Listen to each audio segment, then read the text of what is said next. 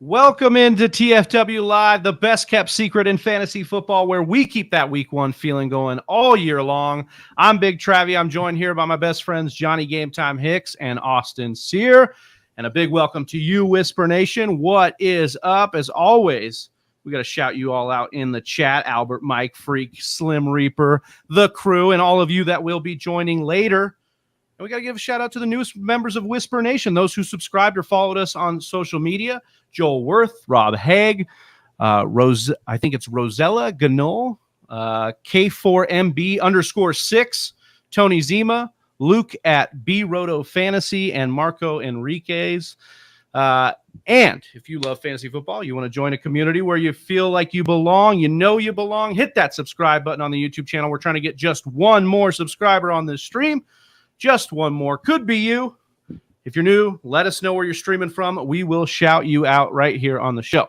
Today's episode, though, we're joined by another very special guest, our guy, Doctor of Physical Therapy, Edwin Porras from Fantasy Points. You can get his work over at fantasypoints.com or by following him on Twitter at FBInjuryDoc. Edwin, how are you, my man? I am fantastic, man. I appreciate you guys having me on. I'm really excited to talk about some of the stuff that you've listed on the show sheet here. And you guys are organized, you are mobilized, and I'm impressed. Yeah, we appreciate it. Yeah, man, we appreciate it. You can catch some of Edwin's work in the description if you're watching on YouTube. So make sure you click those links, and we're excited to get into that. But before we do, Edwin, we want to talk a little bit about you personally and some of your relationships with fantasy football, food, other things, a little bit of rapid fire questions here. So if you're down, we're going to let Whisper Nation get to know you a little bit better here, and we'll start it off. Do you root for your NFL team or your fantasy team more?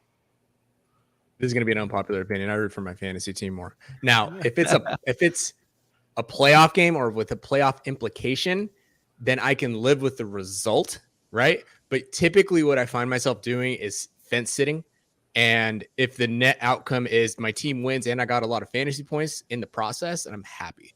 But if I had to shade it one way or the other, I'm probably 51% fantasy team. And diehard NFL fans are not going to like to hear that. But I mean, hey man, I've got some stuff. I've got some investments here. I've got some emotional investments, right? Some financial investments, perhaps. So yeah, I'd say a shade to the NFL team. Okay, all right. I'm sorry, to the fantasy, not the NFL. Yeah. What year did you start playing fantasy football, Edwin? If I were to remember what year it was, I want to say it was either 2014 or 2015. I was really bad. I was drafting in a place where I didn't have great service, and I think I ended up taking like Tebow in the third or something because it was auto draft for some reason. And I remember the team being horrendous, but still trying to like chip my way into the playoffs, which I ended up doing. That was a year, I don't know how old you guys are. That was the year that Justin Forsett and CJ Anderson, Travis boy, were waiver wire pickups. I got them both. Yeah. And so I ended up having this terrible team. I was anchored by those two dudes. And I fell in love with the process of actually start trying to rebuild a team. And if I'm reflecting, I think that's when I really fell in love with this game, is just the process of going through that. I think I ended up getting like second, but I just remember being like, oh, this is fun. Like you can just build this. And honestly, you're probably better for it. Like that being your first effort is like learning the nuance of like you said, building a team. I think it's so important because every time we think we just have to nail the draft and move on. So, but speaking on a player level, how about your favorite fantasy football player of all time, Edwin? Favorite fantasy football player of all time. There's a few different ways you could categorize that. Does it have to? I feel like the cliche stereotype would be somebody that helped me win a lot. And if that's the case, I'm going to say Le'Veon Bell. The following year, I drafted Le'Veon Bell. I think he got injured, but no, you know what? I'm going to change my answer, but still on a very similar track. D'Angelo Williams. Oh, nice. Yeah. I had a nice little season. I won the championship. I remember that was the my home league, the first year I won the championship. D'Angelo Williams was the engine of that team. That was exciting. So I'm going to say. So you're going to say Justin Forsett. I was going to be like, could have been. Yeah, I mean, all those dudes, top 5 for sure.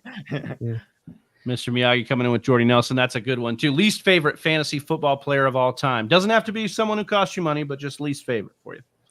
I don't want to say least favorite, right? Because I don't dislike I like players per se. I don't know the players. I can't say that I dislike them. I think the number one guy that has burned me the most, and I'm going to twist the answer here, because everybody who follows me or has followed me for any amount of time knows how much I obsess over this guy. I'm going to say Saquon Barkley. He burned me, man. I love the guy to death. I'm back on him again this year. I was heavy on him last year. He burned me. So I'm going to say I'm the most disappointed. I'm not mad. I'm just disappointed. Oh, dude, that's worst, man. Yeah, dude. Do you have a favorite fantasy football team name? No, I don't. I think some of them are really funny, and then they just get overused, and then they're not funny anymore. Yeah. Right? I remember thinking about, I think it was Take Me Home, Pat Mahomes, or Back Road, whatever, Pat Mahomes. Like that one was really funny to me for some reason. I think some of them are really overused. My favorite ones are the ones that are novel for like that year. If they combine like a random person's like team for that year and they're only there for a year, like those one-offs are usually the funniest ones. Like a cultural meets that player, then right. That year, yeah. What is a sound or noise that you love? A sound or noise that I love? I can't say I've ever been asked that. That's why you come on. That's the hard-hitting questions here. A sound or well, first of all, then I'm gonna continue to play this. These are supposed to be rapid fire. You guys are gonna be tired of me. What is the difference between a sound and a noise?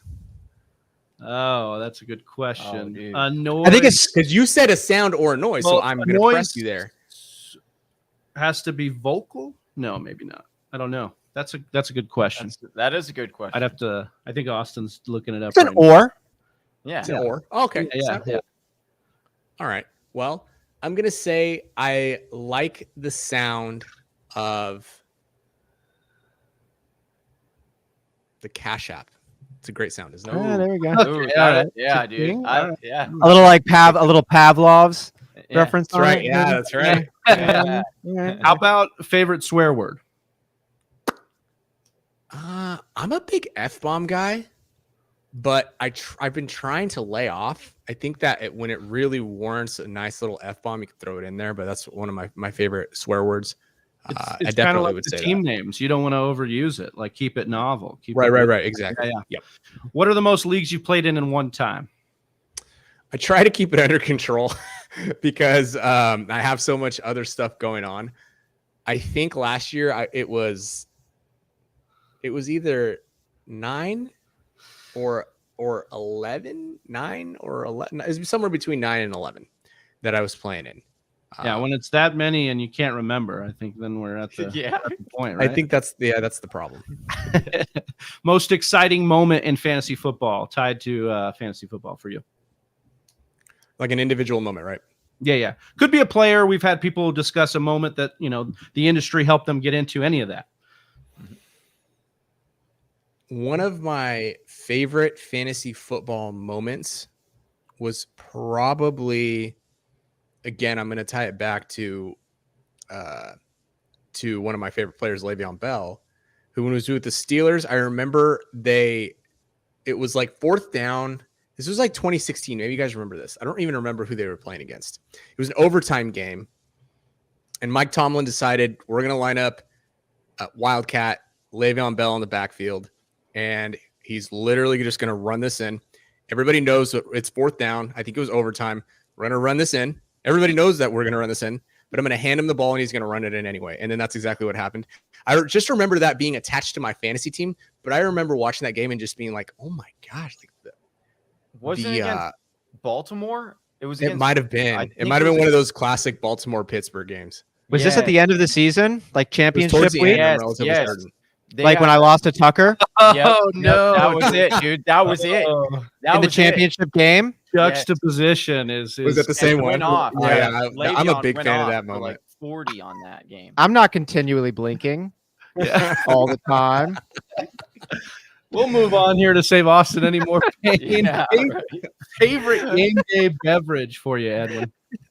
You know what? I've really been since claws have been introduced into the ether.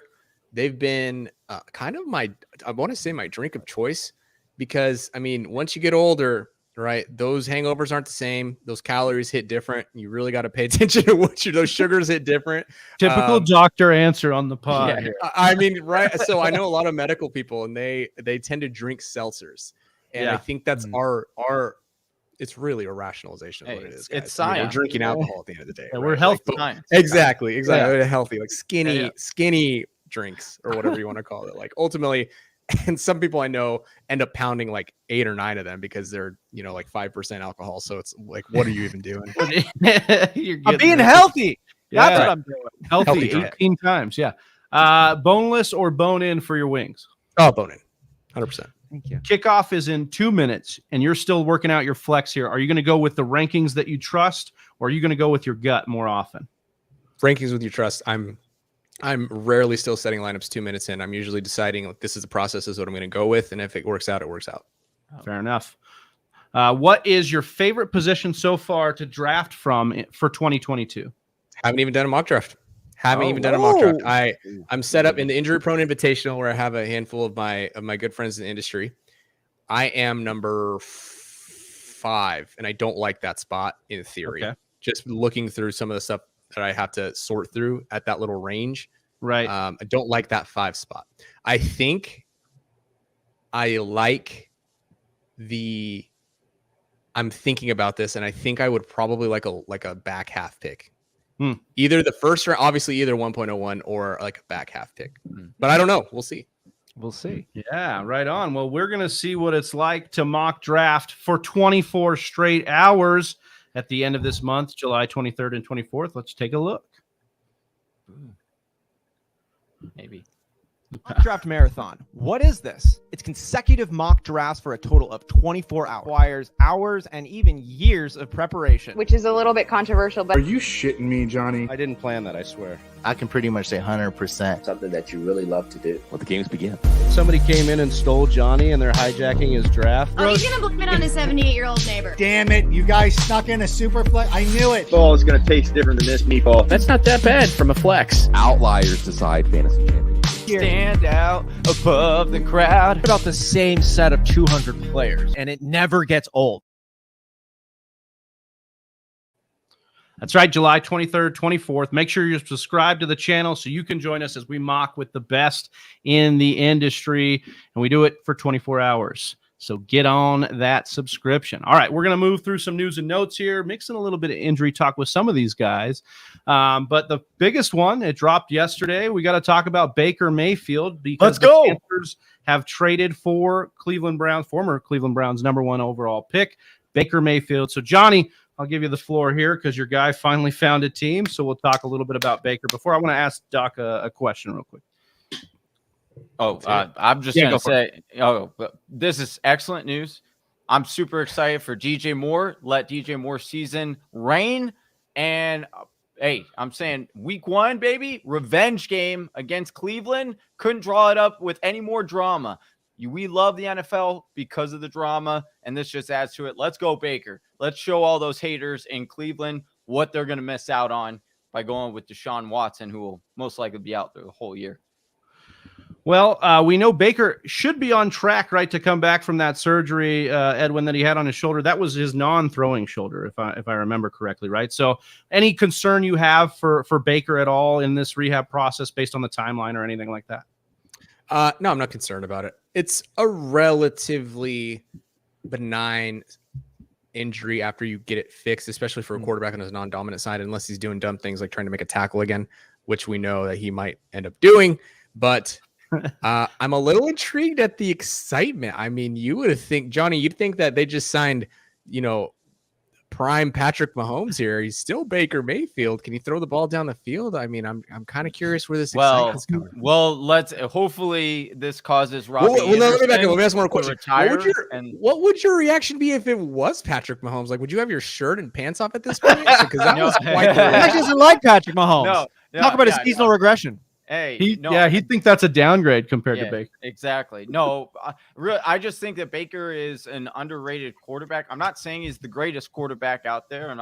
And like Travis kind of laughed at me because I was like, oh, Baker Mayfield is better than half the league. And then I started listing the guys that I would rather have, and I couldn't get to half the league yet. But I just think that he's underrated. I love it when he plays with a chip on his shoulder, and I love the passion that Baker brings. And I also think he's getting a little bit of bad rapport because of, OBJ and then, what his dad put out. So I'm excited for him too, because I'm a huge Sooners fan as well. So I've been watching him all through his college career. And I'll tell you, it is so fun to watch this guy when he has that chip on his shoulder and he feels like he has to prove it to the world. It's fun football to watch him play. So I'm excited for that. And like I said, I do have DJ Moore in Dynasty. So, I do have a little bias towards getting a better quarterback in there for DJ Moore. Just really quick, I just want to make sure I'm hearing you right. We're talking about the bad reports connected to Odell Beckham, like when Baker Mayfield was refusing to throw the ball to his best receiver. Or overthrowing him. What does that mean for DJ Moore?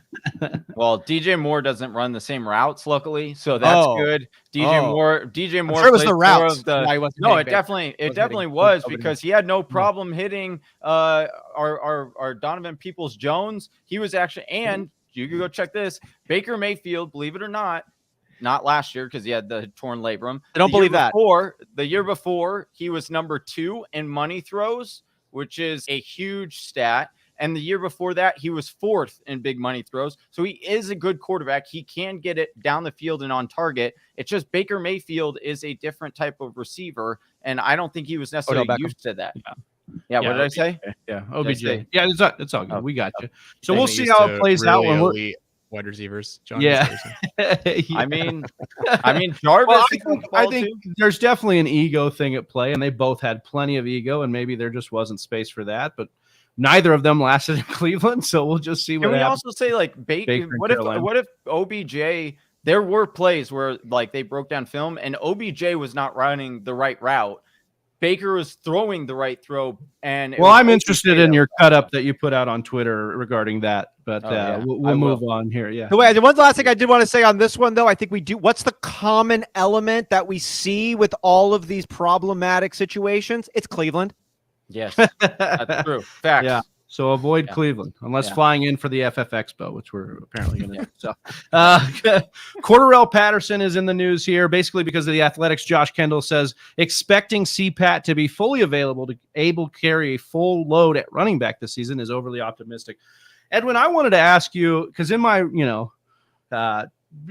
ass backwards brain, I'm trying to think, okay, well, if he's only been a running back really for the last year, maybe he doesn't really have the typical mileage a 31-year-old is going to have at the running back position. So is there a way to actually make it like I don't know. Is there a counter narrative to what Josh is saying here that you could get on board with CPAT? Because he did seem to have longevity issues last year where he slowed down, but I'm wondering if maybe another year under his belt actually could help. I don't know. I think there are a couple different ways you need to look at this conversation. Everybody needs to look at this conversation to be more evidence-based, right? So there are a couple of studies done on NCAA college running backs and NFL running backs. And what you essentially find is no correlation between college touches and NFL longevity, career longevity. Whoa. NCAA touches, carries among running backs who see 250 plus compared to NCAA running backs who see 150 to 250 plus carries in their last season. Their games missed in the first 2 seasons of their NFL career is identical. So you fast forward, you look at the second study, they looked over 10 years, and essentially what it ended up being was they followed these running backs ended up falling into the same higher level buckets or mid-level buckets. You had running backs in the NFL who saw 150 to 250 touches per season, or the ones who saw 300 plus. There was a statistically significant difference. Guess who lasted in the NFL longer? So one who saw less volume, ones that have more volume in the college. The ones who had more volume definitely were there longer. So at the very least, that tells us, okay, well, if they're injury-free mileage, it probably doesn't mean much of anything. So the late bloomer argument, not really a lot of evidence behind it. Or the high mileage Jonathan Taylor type. I mean, you see what Jonathan Taylor's doing now, right? And we know that they last longer in the league. So this is a big roundabout way to talk about now, where do we go with a guy like Cordell Patterson? You have to look at age and you have to look at, to a certain degree, I'd say to a lesser degree, overall injury mileage. He's 31 years old. We know that even running backs who see volume in the passing game and in the running game, they start to fall off around 27. Now, this guy's ridiculous, right? There's not a lot of precedent for what Cordell Patterson has been doing his whole life. But I think that the report the Athletic's putting out is right on par with what you'd anticipate. I mean, he's 31 going on 32. There's no way he's going to take on a full workload and be effective. I think he was able to hold up some of his production because of that receiving game. And maybe he can be a good, okay contributor, right? But I just don't anticipate having like this massive season, especially at the age of 31. Edwin, can I just really quickly clarify the study you had shared with us there? Because I'm going to hold this moving forward, and I want to make sure I got it right. Essentially, were you saying that the mileage you incurred during your NCAA years is essentially irrelevant and your odometer starts back at 0 when you hit the NFL? I mean, yeah. So I would even say there's no odometer, right? I would say the odometer is what are the injuries that this player has sustained and how many games have they been able to play in their college season.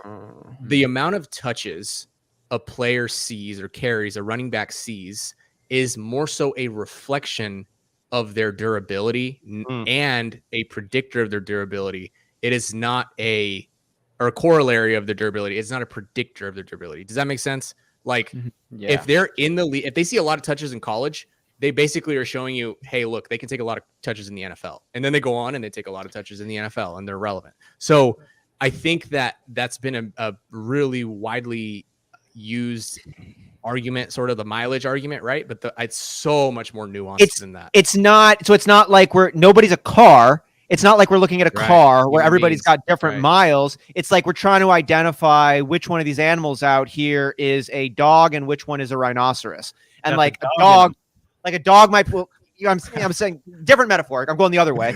I'm saying like a dog would be potentially like fast and quick and bounces around, but like you hit a dog and it's done. But a rhino is just big and meaty and it's doing its thing. And in their college years, we actually get to identify if they're more of like a dog or they're more of like a rhino. And that's what it's telling us. It's not telling us too. That's option 3. They got that dog in them. That's option 3. Yeah. What is wild is like looking at the games played for Cordell Patterson. I mean, he's almost all but in 2015, he's basically played 15 or 16 games. Like, and even in 2015, he played 14. So he's been relatively healthy his entire career as far as, but again, his usage wasn't what it was. But it's a different conversation when we're talking about his carries versus if he was playing at wide receiver. I think I'll say one last thing too, and I need to do a better job of communicating this too. There's also a big difference between what you anticipate from an injury availability perspective and what you anticipate from a performance perspective, right? And those two often are not the same thing. So can Cordell Patterson take 200 carries and see, 60 targets? Yeah. But what is he going to do with that volume, and how efficient is he going to be? Which obviously, if he gets a full slate of carries, and he's going to get force fed and he'll be relevant to a certain degree. But these things start to fall off, especially around the age of 31. I mean, the last time we saw a running back over the age of 30 be in the top 12 in fantasy football, I'm relatively certain it was like 2017, and it was Frank Gore. So it's just not. Dude, Frank Gore's still putting up top 12. Top 12. All right. Well, we appreciate that. Huge, big time stuff there from Edwin. So we'll keep plugging along here. Diontae Johnson, the Athletic, is also reporting that the Steelers won't offer Deontay Johnson anything close to McLaurin or anybody else that got more than $20 million per year. Johnny, is this news or no news for you? I mean, to me, or most like the most of this panel, it's not new news. This is what Pittsburgh does with the receivers. They've never paid their receivers. I think they've only done it once, and that was Antonio Brown. And then they learned their lesson, and they're like, hey, we're just going to keep drafting because we're really good at drafting wide receivers. What I do think is interesting is like he's saying that there are a lot of teams out there that do covet Deontay Johnson and his ability. So that is interesting to me. I want to know what those teams are and the potential of where he could end up moving. because Especially that for would be fun. dynasty. Yeah, that's a interesting case there. Moving on to another wide receiver, the Green Bay Packers, Alan Lazard. Aaron Rodgers was quoted saying that he's excited about wide receiver Alan Lazard, who is getting an opportunity to be a number one wide receiver. Austin, news or no news here? I think it's a little bit of news. I do think it's a little bit of news because this is kind of the first signifier we have seen of who could ultimately be that number one option in Green Bay. We've talked about Sammy Watkins, Randall Cobb, Christian Watson. They traded up to draft him early in the second round. We've expected it to be Alan Lazard, but he's never served this role in the past, which makes it a bit something noteworthy. And so I think that this is also a true statement by Aaron Rodgers. I like the way they framed it in the getting the opportunity. I think Alan Lazard is going to do fine with it. I don't think he's going to lose it, and I think that's all he's going to have to do to probably maintain it. We'll also keep an eye out, though, for Julio Jones and see where he ultimately signs.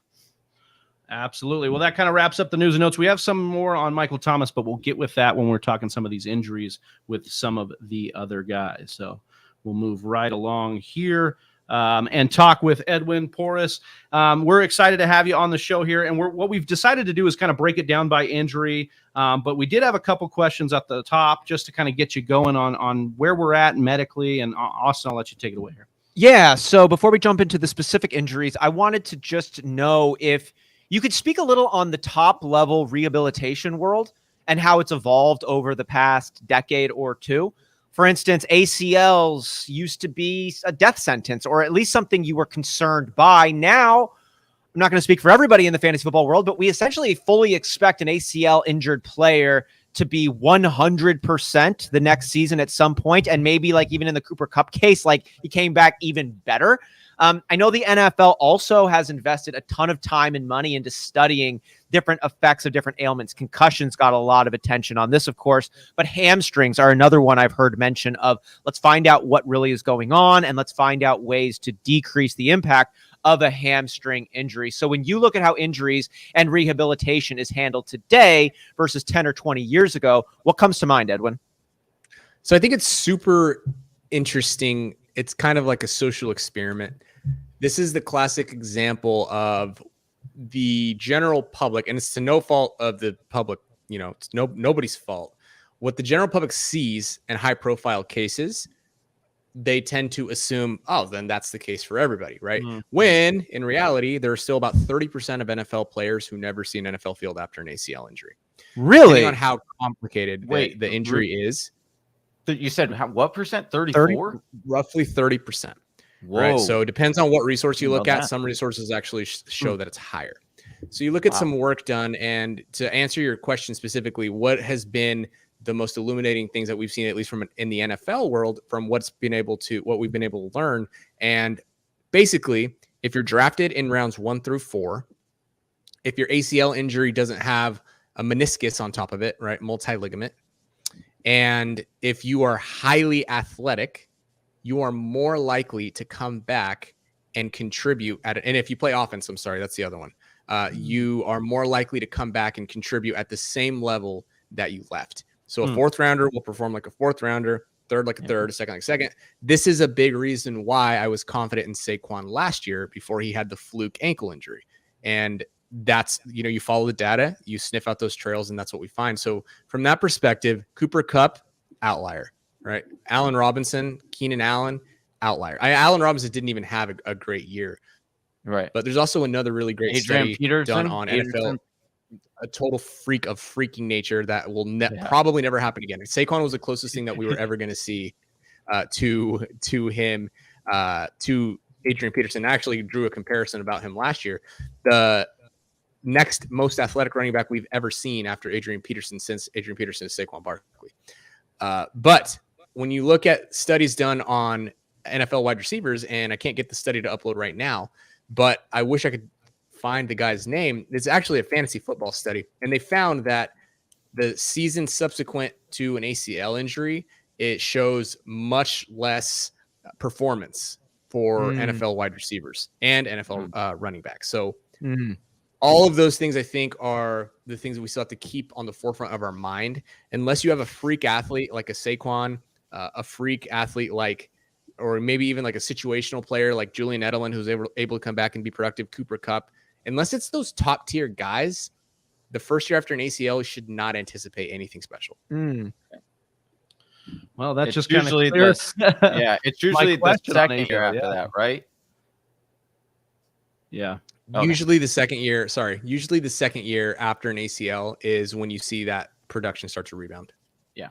Can you speak a little bit more on the MCL, ACL, PCL connection there? Because I know, I had some questions, but you kind of covered that there, and we'll get into ACLs. But just kind of the difference between and some examples that we have recently of those multiple ligaments, as you called them there. Yeah. So essentially the one you're worried about the most is the meniscus and the capsule, the joint capsule itself. There's some data to show that outside ligaments, MCL and LCL ligaments, don't actually impact outcomes on a long-term basis. But if you do damage the inside of the cartilage that holds the shin and the femur sort of apart, that's that little cushion area, if that tissue is damaged and you need decent amount of repairs, it slows down rehab and the outcomes tend to be worse. So you don't want that, and you don't want on top of that, compiled with that, capsular damage or even PCL like that, the sister ligament of the ACL, you don't want that damage either, because that's also another ligament on the inside of the joint. Those injuries, what they do, if you talk about them layer by layer, an MCL injury, oftentimes MCLs heal by themselves. They do a really good job. They have decent blood flow and they can heal by themselves. A lot of times what the medical team will do is if it's an ACL plus an MCL, they allow that MCL to scar down 4 to 6 weeks and they allow it to heal. And then they go in and take care of the ACL. In terms of a meniscus, it can get a little trickier depending on the extent of the damage. The surgeon either goes in there, cleans it up and sews it up, which is what Saquon Barkley had done. Or in bigger cases, like it sounds like a Logan Thomas type case, they go in there and they either have to take part of it out or they have to sort of restructure it. They have to, and the worst case scenario, take a big chunk of it out of there, which does not do well at all. Another thing that meniscus damage does from a healing perspective is you have to wait somewhere between 4 to 8 weeks to even put weight on your foot. So to put weight through that knee, because you need the tissues to heal. And so that slows down your rehab. And that's what we're seeing with Logan Thomas, for example. I know there are some reports on Robert Tonyan that are new showing that they might not know if he's ready. That's probably because he had some meniscus involvement. Saquon Barkley had meniscus involvement and he had 10 months and 2 weeks to come back. And it was still a little tenuous there in the beginning, right? So the longer you have to rehab and the less complicated the surgery is or the damage is, then the better off you're going to be in the long run. All right. I think we could talk to you for hours about like the actual structure stuff. At least I could. I'm like nerding out hard here, but we got to get to some players. But before we do, I want to talk specifically of a player we didn't even actually bring up, Zeke. We've heard that he played through the PCL tear last year. And so you got me thinking here, because I've heard like our guy, the Podfather, Matt Kelly, talking to his show that if you play through these injuries, you don't get them taken care of right away, you're not the same essentially. Or maybe, and he's citing some other work. I want to know your opinion on playing through the injury and what that could mean for them. Who is Matt Kelly citing? I'll get at Matt's ass. He thinks he's a medical doctor. Who is this guy? I'll tell Podfather on Twitter to watch what he's saying. I don't know. Listen, if he didn't get surgery after the season, he probably didn't need surgery. That's just the bottom line. Did he ruin the rest of his career because he didn't get surgery? I mean, no. Guys play through things all the time. You can play up to something like a torn ACL for a game. Like that's possible. It's plausible, especially in this population. So he's not doomed for the rest of eternity because he didn't get his PCL fixed. He just looked like crap because he probably felt like crap. Right. I actually I talked about Ezekiel Elliott versus Derrick Henry. If you go to the Injury Prone podcast and you subscribe, baby, to my podcast, then you'll hear my discussion where I actually talk about the injury mileage debate, the touch debate, like what does that mean? What is the age cliff? How does that impact Ezekiel Elliott and Derrick Henry? So I'm not concerned about Zeke as much as I'm concerned about Derrick Henry. Perfect. I love it. Thank you so much for appeasing me there. Well, we'll talk about some players with the ACL, as we were talking a little bit about the ACL injuries and the surrounding part of the knee there. So Michael Gallup is the first one that comes up, Edwin, and I just want to talk because this is a big one as far as the Dallas offense as a whole, CeeDee Lamb's contribution, and then what we could do is maybe ancillary pieces around Gallup if this rehab is going to take longer than his optimistic self is saying. Yeah. So here's the other thing, right? So I'll get right out in front of it. ACL timelines are not cookbook. However, I talked to Dr. Deepak Chona, who was on my podcast as well. He's an orthopedic surgeon. We both had a soapbox about this. If you are, unless you're 7-8 months into an ACL rehab, you don't know if you're ahead of schedule. You don't know if you're behind schedule. You're kind of just going with the flow, because you're going to have ups, you're going to have ebbs, you're going to have flows. Even up until your release, you're going to have those same types of ebbs and flows. What I can tell you is that in 9.98% or not percent, 9.98 out of 10 cases, no medical team is going to release their high level performing athlete before 9 months. They'll hit that 9-month mark because there's a 7-fold increase in risk to re-tear that knee and that ligament if you come back before 9 months. It's just period, bottom line. So back to Michael Gallup, who says he's ahead of schedule. He's like 4 months out. He's like, oh yeah, I'm ahead of schedule, right? He's not even halfway done. So he had surgery from what I remember was, I think, the week of February 14th. Now let's backdate that. He's got 9 months from his surgical date. Let's call it February 14th, which I think is like beginning of November, right? So he's got to be on track. He's got to have isolated ACL. He's got to have everything go exactly the way that he needs it to go to be back by November. So all these reports of he's ahead of schedule, the same thing happened when you saw with Jamison Williams. He was never ahead of schedule. These guys aren't ahead of schedule. They're just on schedule, and that's fine. Like, you can be on schedule and still come back and be okay. But for somebody like Gallup, I don't see it this year, especially since I think it's going to be the end of the season by the time he even gets his feet under him, the fantasy season. So I'm just not taking him. That's good information there. Thank you, Edwin. And we'll talk about Johnny's boy, OBJ here. Now, we've got the re-tear situation, as you mentioned. You guys can follow along. If you're not watching on YouTube, you get it at fantasypoints.com. But he's also come out and said that he basically played without an ACL last year. We've had all these different things come out. How are you feeling about OBJ here, Edwin? Same thing. I don't think that he's going to make any type of, significant fantasy contribution in 2022. You have the screenshot up there of what I wrote. Essentially, the 9 months that I just spoke about, most surgeons will push that back another month if it is a re-tear. And so obviously these NFL athletes are treated a little differently, but if they go by the book, then OBJ's on an even later calendar than Michael Gallup. Can I just ask you, if you've gone through the process already, like OBJ had tore his ACL already, does that help when you're doing rehab? Because you kind of have an idea of, hey, I know what's coming, or I know what to expect, or I know kind of how to push it, or it's not like, it doesn't matter. It's two separate cases. I would say yes and no. It allows you to mentally understand what's coming next, but no injury or surgery is like another. Even we see that with patients in the everyday world who, for example, will have one knee replaced. They'll be like, that one was a breeze. It was no issue. Like, I was out and riding my bike again at 3 or 4 weeks, and they do the next one like a year later, and it's stiff. It won't move. They're 8 weeks out. They're seeing a PT still twice a week because they can't get their motion back. And they're like, I don't understand why this is happening. So your body is human bodies are complex, and there's a lot more to it. There's a lot more to it than just, I've done it once, so I know what's coming. And now you also extend the chronological timeline just to allow for that integration of that ligament to happen.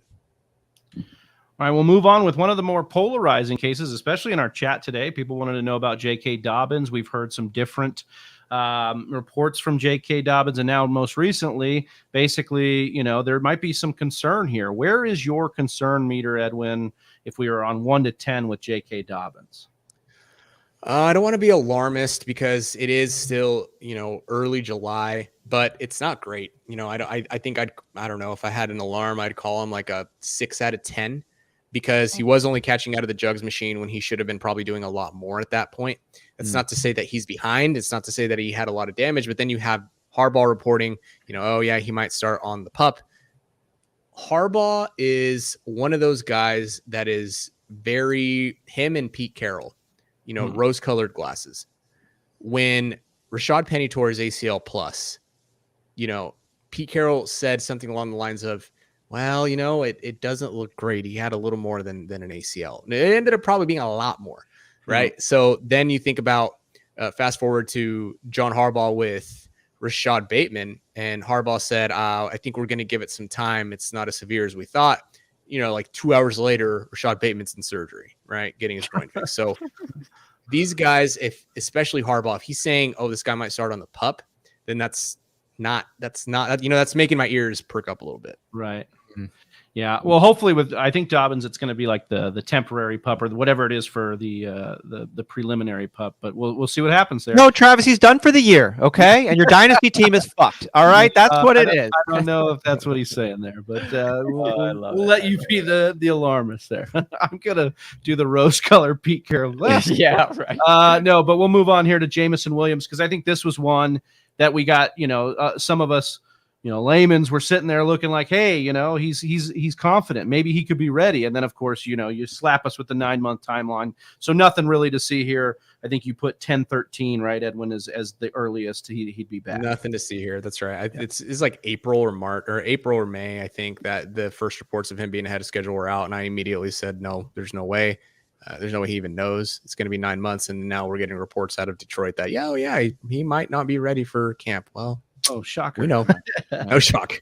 Yeah. All right. Well, moving on to Chris Godwin, because this one has a couple things involved, not just the timeline he's got from the injury. We've got a team that may put off his return here. Where are you looking at with Chris Godwin, and just a quick update on him?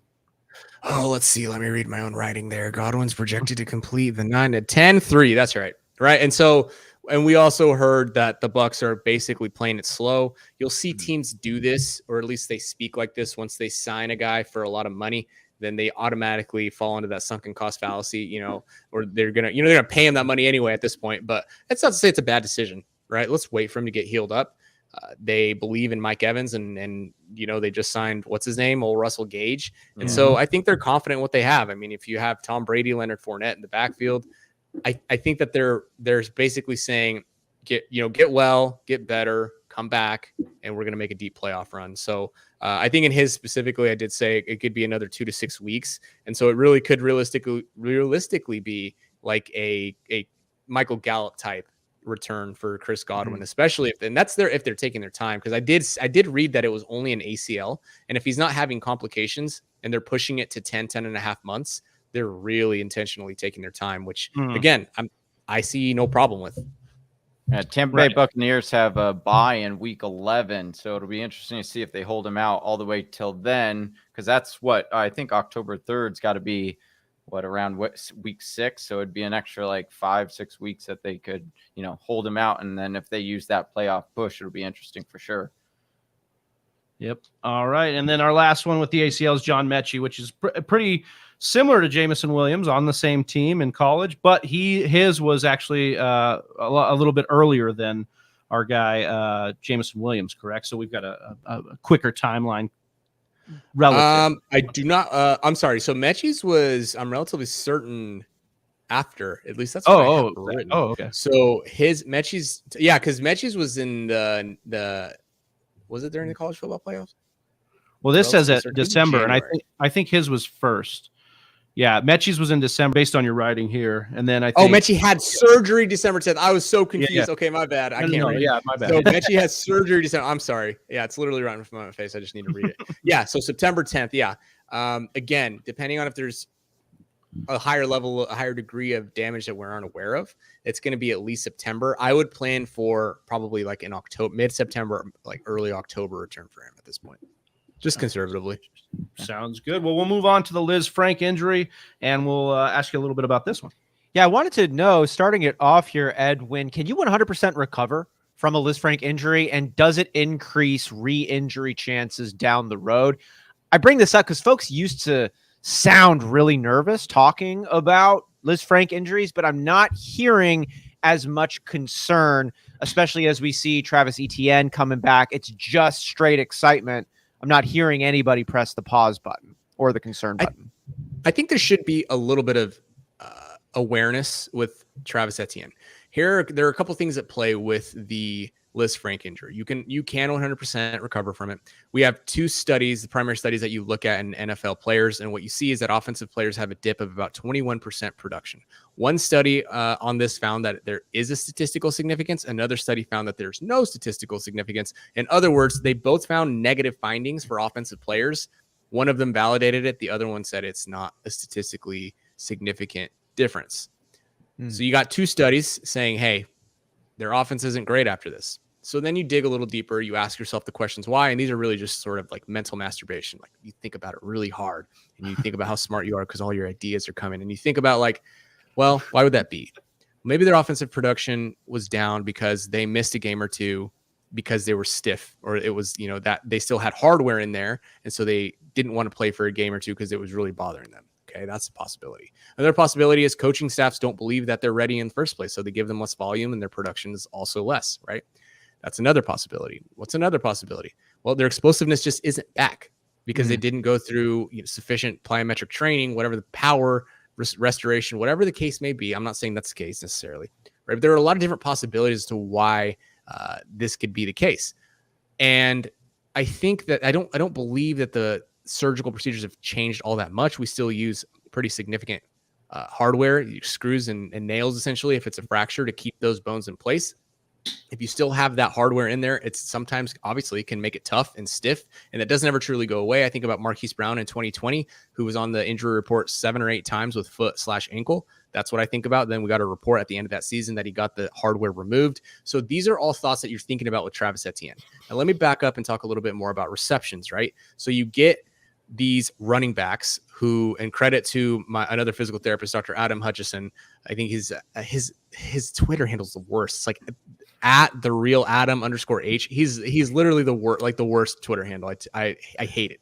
Anyway, he found through some research he did on his own, basically you have grinders, you have all-purpose backs, you have satellite backs, and then he actually bucketed all-purpose backs plus. And what you got with all-purpose backs plus was if they are receivers and they see a lot of receiving game, they can hold their rushing game up and be fantasy producers for a longer amount of time. Brings us back to Travis Etienne. What do we assume Travis Etienne's going to get a lot of?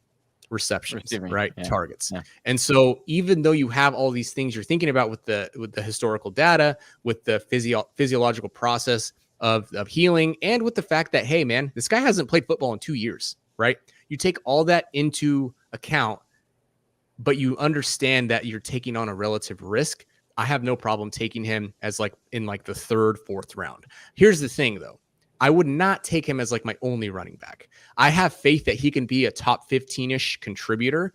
I'm not going to go as far to say that I'm confident that Travis Etienne is a top 10 running back. I just wouldn't take it that far. It's an interesting dynamic when we talk about Etienne, because it's basically saying if you go RB robust, yeah, grab him. If you're going to go more zero IB or sprinkle in a hero RB and then get him, it's the roster construction is an interesting thing to bring in there, Edwin, and I appreciate you doing that.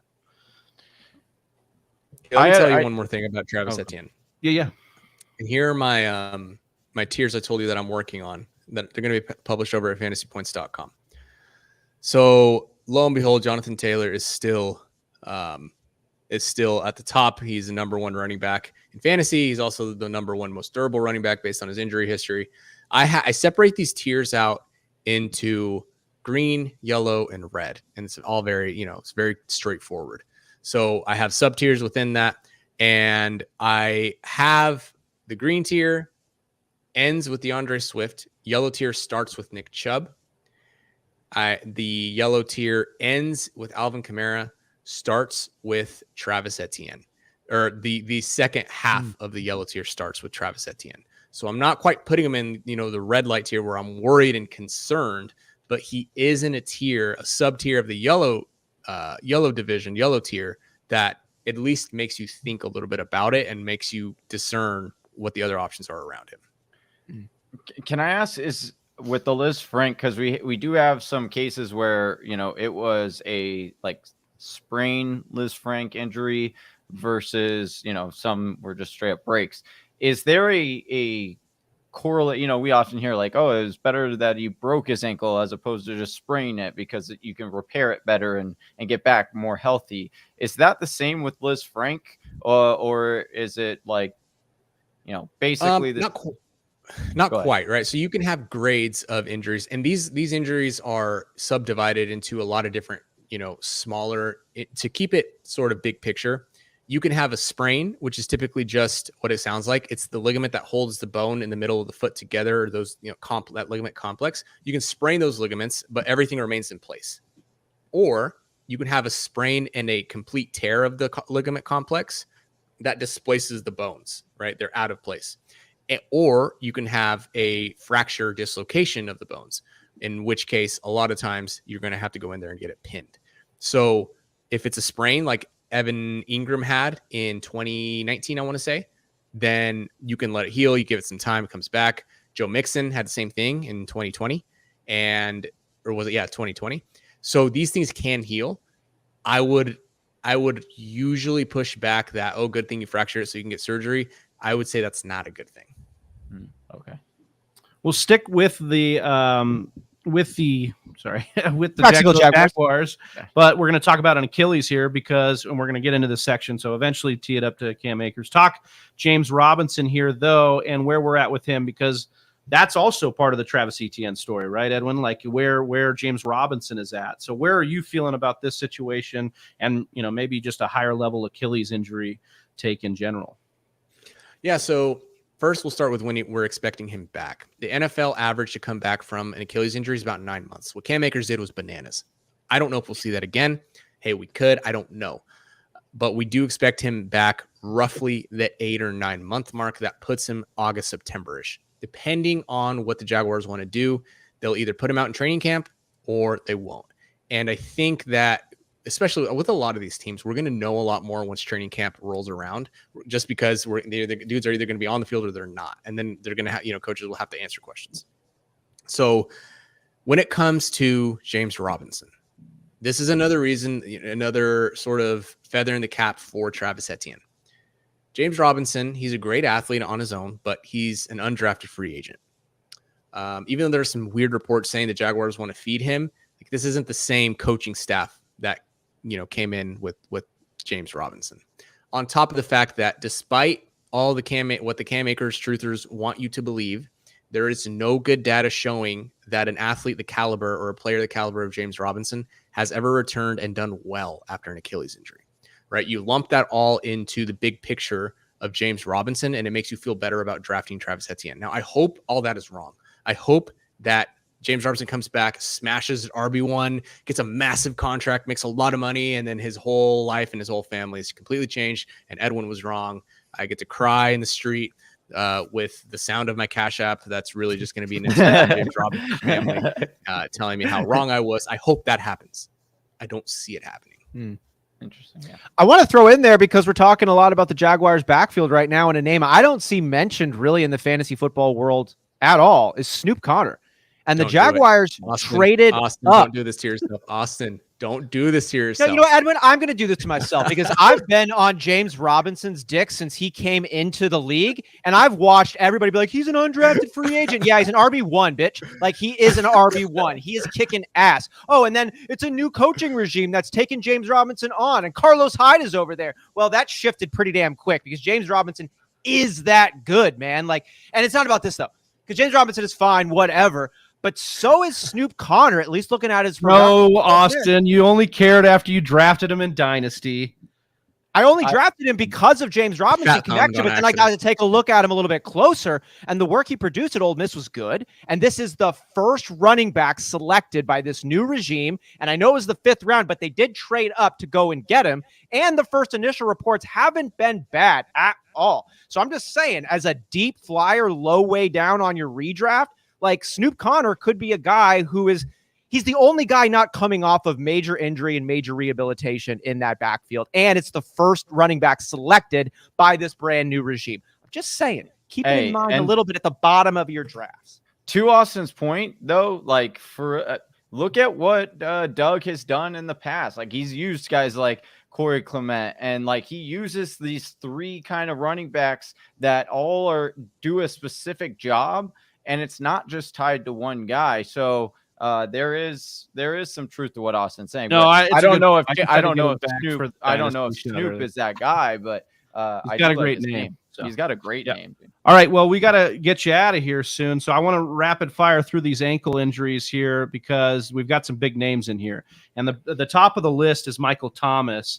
And there was recent news with Michael Thomas, Edwin, that he had a video where he was running, but then the team doesn't know when he's going to be back. And it's all up in the air. And he's had so much time off. Where do you stand on the Michael Thomas saga? I think this is a time where it would be disingenuous for me to say that I know, because I don't know. I have no idea. He's coming back from an injury that was 2 years old. Yeah, I don't think Michael Thomas knows. He's posting videos. Who knows? Those videos could have, like, here's the thing. I think people get hype or not hype from videos. Video could have been 6 months old. Video could have been taken, 5 minutes before he posted it. Like, we have no clue. No clue what's going on. I'm going to put a newspaper in that video. Yeah. So will he come back and smash, like the Michael Thomas that we saw? That's unlikely. I don't think that's possible. But he should not still be rehabbing from an ankle injury that happened 2 years ago. As a physical therapist, I'm telling you, that should not be happening. That's not a thing. So I don't know what's going on. That is weird. We'll move on to your guy, the man after your own heart, Saquon Barkley here, and talk a little bit about how you're feeling about Saquon. You said you're back in on him again this year. Back in, baby. He's our baby. Let's go. Saquon. Let's go. I was never out. I was never out. I was never out. I was just looking. I swear, I wasn't even looking. Here's the thing. You get a generational talent, an athlete who has not been as versatile or as athletic since Saquon. I'm sorry. I'm excited. I'm getting stumbling over my words. I've been up since 5 a.m. Here's the deal. Saquon Barkley is the most athletic running back in the NFL that we've seen since Adrian Peterson. What did Adrian Peterson do in 2012 after he tore his ACL? He came back and smashed and probably had one of the single most impressive NFL season that a running back has ever had. So you look at the fact that he's that athletic. You follow the data. This isn't my opinion. The literature shows you that if a dude is an offensive player, if they're picked in the top 4 rounds, and if their surgery is minimally complicated, they are going to be able to return to form. You also look at the fact that he came back. He had 10 and a half months. Most data and outcome measures which show exactly how functional a player can come back. Most of those peak around 18 months. He's going to be 2 years removed from that. If you were worried about the ACL, which I wasn't, I was all in last year, you should not be worried about it this year. It's not an excuse. His offensive line is an excuse. Remember all those conversations we had about passing down work. That's not going to matter. Weeks 1 through 4, he finished as the RB10, despite the fact that in week 1, he played 48% of snaps. Weeks 2 through 4, he played 84% of snaps. He saw 6 targets, 7 targets, and 7 targets. He scored 21 fantasy points and 29 fantasy points in week 4. Then in week 5, what happened? Nothing with a compensatory injury. I get so tired of hearing that compensatory injury. Like, what does that even mean, right? Like, what is that? Do you get a compensatory pick in the NFL draft because you have a compensatory? Like, that's such a dumb thing. He stepped on a defender's foot. He wasn't even in on the play. Why was his foot there? Good question. He stepped on a defender's foot, rolled his ankle, steamrolled the rest of the season. The rest of the season, he didn't see any more than 60% of the snaps. You didn't know if it was him or Devontae Booker getting up out of the pile. Is one of the saddest moments of my NFL fandom life. Here's the deal. The dude is going to get passing down work. He is 25 years old. He's in the literal prime of his career. He is one of the most versatile running backs in the NFL from an open space perspective. When we saw what he could do with passing down work when he ran that little wheel route, I think it was week 3 or 4 before that injury, and he took it to the house. This guy is special. And because he's been injured from an ACL and an ankle injury before that, the year before that, a high ankle injury, people are out on him. Do not be out on Saquon Barkley. He is worth any type of risk you think you're taking on. And I'm telling you, in a very similar fashion to Christian McCaffrey, you are not taking on as much risk as your heart is telling you from the money that you lost last year.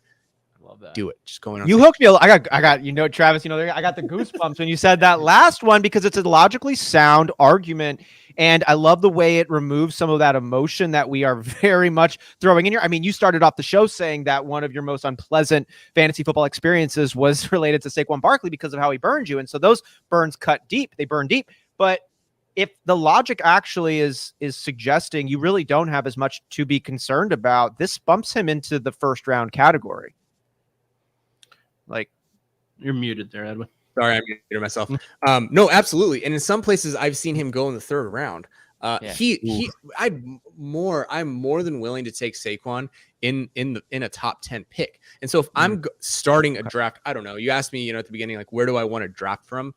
Wherever I can go something like Justin Jefferson, Tyreek Hill, and then for whatever reason Saquon falls, right? That's what I want to do. Like, I want to go in that draft. That's the spot that I want to pick from, because if I can get Saquon Barkley in the third round, then I'm totally happy with that. I don't think he'll stay there. I think he's the guy by August. We've been saying it now for a few weeks that he's just a guy you're not going to be able to get there. So best ball for sure, definitely be smashing him where you can right now. And I think, I love Saquon, and as Edwin says, Edwin, he's burned me twice, dude. Yeah. I've had him in both of the years. I get it. Woo! I gotta tell you, man, I'm getting a little nervous right now because I only say things that I mean, and I am getting ready for heartbreak round 3. Like, I'm telling you, it's like Michael Scott. I'll tell you, ready to be hurt again. I'll tell you this. I'm not going to try to pull the wool over anybody's eyes and say that he's not an injury risk just based on re-injury rates, right? But the re-injury rate, I just went through this tonight. The re-injury rate for a lateral ankle sprain is about 8%. You see about 8% of those recur over the next year. It's not a big risk for me, right? In terms of the ACL, he's obviously over that. And he didn't have any type of soft tissue injury, even though he was eased back into work last year. I will read you the beginning of my yellow light tier. It's basically into 2 different subdivisions of the yellow light tier. My yellow light tier is Nick Chubb, Ezekiel Elliott, Austin Eckler, Aaron Jones, Christian McCaffrey, and Saquon back-to-back, Alvin Kamara. If you can tolerate an Alvin Kamara risk or an Austin Eckler, risk, I try to be as objective as possible with these tiers that I have going to be published on fantasypoints.com. Eventually, they're not finalized yet. But if you are willing to take on the risk of any of those guys, you should be more than willing to take on the risk for Saquon and Christian McCaffrey. Well, and that's leading me into Christian McCaffrey, because we've got Christian McCaffrey smack dab at 102 in ADP, and yet we've got this big discount for Saquon. So you talked about re-injury rate. You talked about some of these other things with, when we're looking at CMC, obviously the ceiling has been astronomical with CMC and his points per game and his usage. And now we've got the Baker situation where that could upgrade our guy CMC maybe too with more opportunities. Where are you at with CMC? Baker reaction is cracking. Is it kind of the same situation as Saquon for you with CMC? No, yeah, it is. I mean, if you take it back to college, from Stanford through his first 3 seasons in the NFL, take a look at this. Listen to this. He missed 1 game. The best predictor for future health is previous health. In the very similar vein, the best predictor for injury is an injury history. Now, that also applies with some caveats. When the bigger picture is telling us that for 3 NFL seasons, Christian McCaffrey didn't miss any games and didn't have any significant injuries, then he has this, I would call regression. He got hit with the high ankle. Boom, got hit with the AC joint sprain. Boom, turn around, had the quad strain, probably because of his workloads going up and down. Right. You also consider the fact that last year in 2021, he had the hamstring followed by the lateral ankle sprain. Guess what I'm going to let you all guess. Put your brains together. What are the top 3 injuries to NFL running backs? Separate them by body region. What do you think the top 3 injuries are? I'd say hamstring, right? Leg. Yeah. Hamstring's 1. Head. Concussions. Not maybe? quite head. Nope. Okay. All right. Next. I've said them all. I've said them all. Ankle? That's going to be ankle. That's going to be your guess. Ankle. 1 more. Foot. Yeah. Nope. Well, I guess that's knees. Shoulders. Oh, okay. Now, what injuries has McCaffrey had since 2020? He's had all 3 of those. a shoulder, and ankle. Guess It's like who's had- Humpty Dumpty, dude. Shoulders, Go knees, and back toes. together again. That's right. Shoulders, knees, and toes. Another player who has had a very similar pattern is let's look at this. I mean, Saquon Barkley. He's had a high ankle sprain, right? I mean, you look at these guys and their injury patterns are very, very similar. They happen. They just happen. Injuries happen to NFL running backs. They're going to get injured. If you don't like Christian McCaffrey, then you just don't like taking running backs and the risk that comes associated with them because he's the extreme end of running backs, right? So I'm going all in anytime. Dude, you just churched it. If you don't like the injury concern of a running back, don't draft a running back. Don't draft him. Like, That's right. Yeah, that's why we see 0 RBers because they're scared. Go to church. That's right. because they're wussies. All right. Well, we've got you past the time we said. We had one more question. I don't know if that's all right, Edwin, on hamstrings. Yeah, go ahead. I'm just trying to get my contact out of my eye. Yeah, just go ahead and brush your teeth and do what you need to do. It was a very impassioned Saquon and CMC rant, and so it made my contact knock out. Go ahead. Which question? All right, I'll jump into this one here. Hamstrings happen all the time, it seems. We're getting, whether it be Christian McCaffrey missing a significant amount of time, Amari Cooper gets a hamstring injury and then pops back in later that game. It's like an injury that I'm preparing emotionally for a couple of months, but that's not always the case. So with that buildup, I was hoping you could speak a little bit on where we're at with hamstring injuries and what we as fantasy players should keep in mind. So I think that's a really good question, actually, that what we should keep in mind with hamstring injuries. And I think the first thing you should keep in mind is they're going to happen, right? They're more common in wide receivers. They're usually injuries that happen on a non-contact basis. You don't usually have injuries hamstring injuries that extend past, like 2 to 4 weeks, but they do happen, right? And I do actually have some hamstring data that I'm trying to open up here as long as my computer is cooperating. So I calculated hamstring injury rates from 2016 to 2019. I tried to find any type of trend or, recurrence rates or anything like that. And basically what I found is 73, I'm sorry. Anytime that a skill player goes down with a hamstring strain, 33% of skill players miss 1 game. 15% miss 2 games, 8% miss 3 games, and about 10% miss 4+ games. If you look at that in a different way, basically what you have is they miss an average of 1.42 games. So, 2 games. The midpoint is 1.6. So you got to bump that to 2, right? They're either going to miss, a median of 2. And then the most frequent amount of time missed by players is just 1 game. Here's where you have to be careful. If your hamstring, the guy coming off a hamstring, let's say they hurt it on a Sunday, play on a Thursday. I'm looking at you, Keenan Allen. This was like 2020. Do not plan on a productive day. I would say that's one of the few arguments of this against start your studs. If you have a dude who goes down on a Sunday and you need points on a Thursday, like you need the points on a Thursday, don't trust that this guy's going to either play as much as you think or get the volume or not re-injure, because the last thing that I'll leave you with here in terms of hamstrings is 71% of recurrences happen within the same season, right? So there's a chunk, a percent of occurrences that happen overall. Of that chunk, 71% of them happen in the same season, more than likely because guys try to come back too soon. So looking at you, Adam Thielen, 2019, looking at you, Keenan Allen, 2020, right? It happens every year with at least one dude. So should we don't be the consider person who falls in it. What's that? Should we consider it more as like a kind of death sentence then? Like for like a inside, like our insider trade secrets here. Like if we ever see one of our players get a hamstring injury, should we then look to try to trade them as soon as they come back and potentially perform? Or no, I would say no, because it's only for that period of time. I always say if they can make it, I tell the Fantasy Points subscribers, high ankle sprains you don't want to target, MCL sprains you want to target, AC joint sprains you want to target, hamstrings, if they make it over that, over that hump of that 7 to 10 days chronologically, and they've stayed healthy, is there a chance for recurrence? Yes.